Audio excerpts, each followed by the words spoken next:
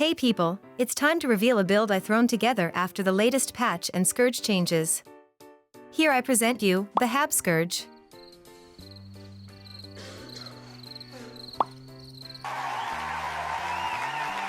Alright, calm down. I just want to share a fun build I slapped together and experimented with. I have to mention that I made this build on the foundations of it being fun, freaky unexpected news, freaking unbelievably entertaining. Again, you have to understand that this very likely won't be seen as some magical meta build, but after further testing it is indeed performing pretty well in group content like fractals, raids, strikes, and still pretty fun in the open world too for world bosses. Mind you, this is fully a support build, it doesn't really focus on doing any damage. In the video I will be using one of my alt accounts character as a healing and boon dummy to show how much you heal on others, since numbers are differing for you and for others. Before I continue with the build, let me explain what it can do and of course what it cannot really do. So this build can provide perma alacrity, perma regeneration, perma fury, perma protection, can spam barrier like hell, can keep up might stacks, can give situational aegis, can provide sustained healing, can still revive multiple people easily and vacuum them up but requires a few more brain cells than before, can spam condition removal, and can face tank a lot too. What it can't really do is, will not provide any other beneficial boons, like vigor, and has no real meaningful way to provide stability either, so don't bother with that crappy sand trail skill, it's not worth it. You may also struggle on some encounters where the group or squad has to spread a lot continuously, since your general boon and barrier range is 300 unit range, which is rather small and also heavily stationary due to shades being immobile, although repositioning them takes little effort. Lastly, you also lack actual burst heal. You have a lot of periodic healing combined with barrier, but you do lack any meaningful huge burst heal for your group. But if you do things right and your group isn't brain dead, you shouldn't even need that. Okay, time for the build. These are the traits. Do not question it, just copy this. First line is blood magic. I use life from death, because the healing from your sandstorm shroud is fun and I like more healing. I understand that vampiric presence is usually an often picked meta trait, but the extra DPS and passive little healing you provide by it is really neglectable. I'm not here to min-max numbers to 10 decimals, I'm here to have fun. Also absolutely keep your transfusion trait at the end. Also want to mention last rites, good to remember that the less health you have the more you heal, if you happen to fall below certain thresholds. For the second line you want soul reaping, in there you will very likely use soul marks, vital persistence, which gives you more health and also increases all the healing you take too, which will be important as well. For last one, I always pick eternal life. Life force is no struggle with this one and also makes sure that at least you cap out protection, albeit only on yourself. Keep that in mind, the extra protection from this trait is only given to you by your sandstorm shroud. Now for the last part, the Scourge traits. Abrasive grit for extra might generation, but mainly for extreme condition removal. This bad boy here will remove a condition from allies every time you apply barrier onto anyone, which is literally your job anyway. Keep in mind that under 13 seconds you can basically apply barrier 12 times, and if you also count nefarious favor into this, then it should become nearly 17 times you can remove condition within 13 to 14 seconds. Going on, you obviously want Sandstorm Shroud. This will be your most important shade skill out of all. Provides barrier 4 times, will be a smaller heal pop with life from death trait from blood magic, also your nearly perma protection source for your group, and absolutely capped protection for yourself, and of course with Sand Cascade, this 2 shade skill will be your main source for alacrity. On top of that, it is also a boon rip on enemies. Now, to see what utility skills to pick. You will want to use Well of Blood. With the latest patch it's been changed so it heals less on you while heals more in AoE on each pulse on your allies standing in it. For utility skills you will want Serpent Siphon and Desiccate. Last utility slot is dependent on a few things, but I would suggest to just simply use Signet of Undeath if you are unsure about things or you want a more laid-back playstyle. I will get back to this with some options later. For your elite skill, pick either Flesh Golem for CC if needed for any encounter, or perhaps go with Ghastly Breach for some extra might generation, but I think the Golem is your best option in most cases. Alright, listen up. I originally started this build with full Harrier stats, But after further experimentation I realized I don't really use the power stat from Harrier since I'm too busy with healing and boons and positioning. I simply don't attack as much to justify the power stat. Therefore I decided givers should be what you go for with your weapons being minstrel stat, so it boosts you with a bit of health too. Of course you have to keep in mind that this may be tricky in raids for raid bosses that require a toughness tank, so if you don't wish to tank, pick full Harrier.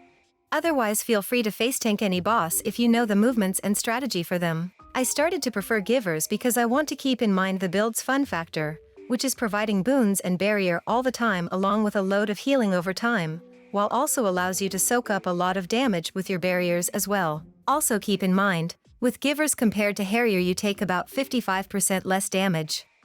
For runes, as of now before Secrets of the Obscure releases, you want to use Rune of the Monk. This will provide you boon duration with more healing power, albeit this healing power stat doesn't show on your character, it is indeed there. It's just weird spaghetti code. This rune goes well with your playstyle and your healing. Since you are spamming boons constantly, your extra plus 10% healing will be nearly permanently up. Serpent Siphon alone can grant you the max stacks if you hit 5 people with it, since the rune activates on each single application of a boon, and you do that a lot on 5 people with very little cooldowns.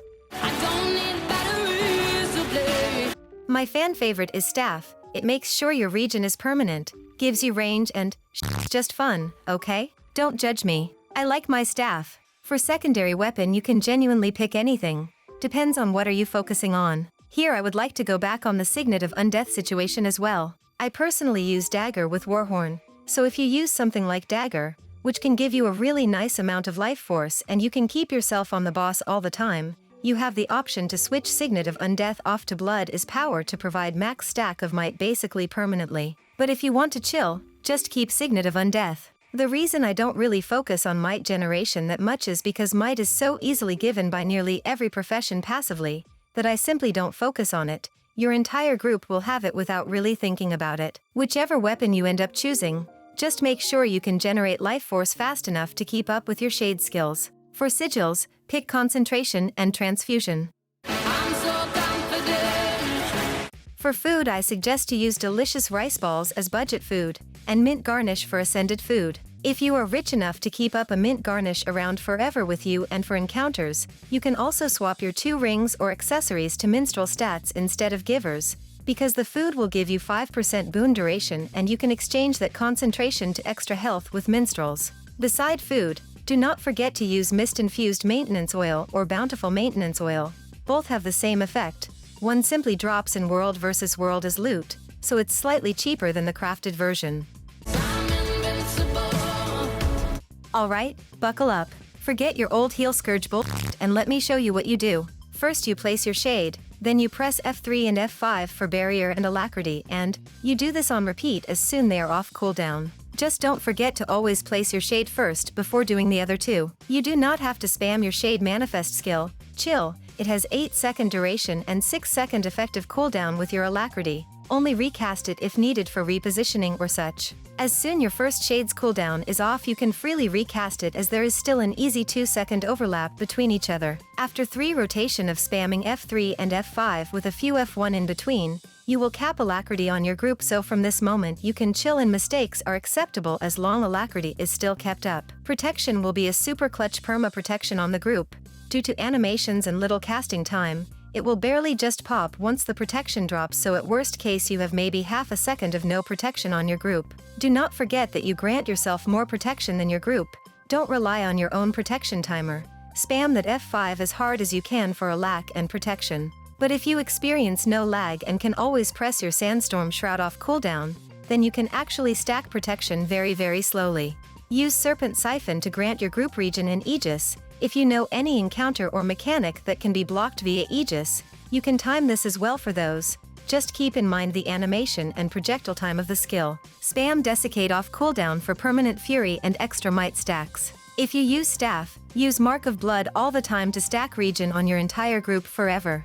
Now, here comes the fun one. Your F4 is your transfusion skill. Back in my days we used to never touch this skill unless you seen people go downstate and you had to revive them. Well, not anymore. It's still good for revival situations, but you want to use this as many times you can to dish out some nice healing around you.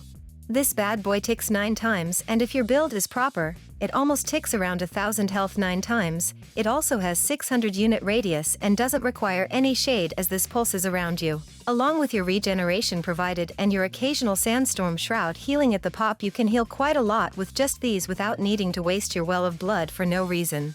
If things go south, you obviously want to slap down your well of blood on the group. It can heal nearly 2000 each tick and ticks 5 times and also applies regeneration. If you worry about your group, you can also occasionally prep and keep your transfusion for certain mechanics that you know can be deadly and down multiple people.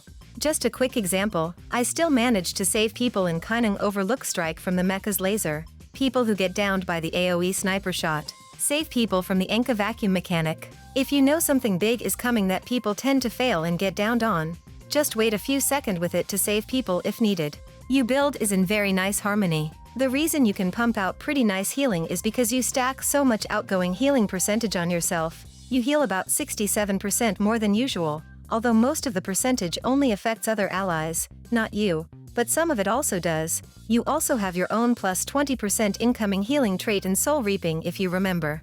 I love this playstyle, I love this build, I'm having fun with it. Your kit has a nice synergy. You grant a ton of barrier and protection, therefore your barrier is more effective due to protection. Meanwhile you grant boons via barrier, along with lot of sustained healing over time. It simply feels somewhat unique to me, well mostly due to barrier spam.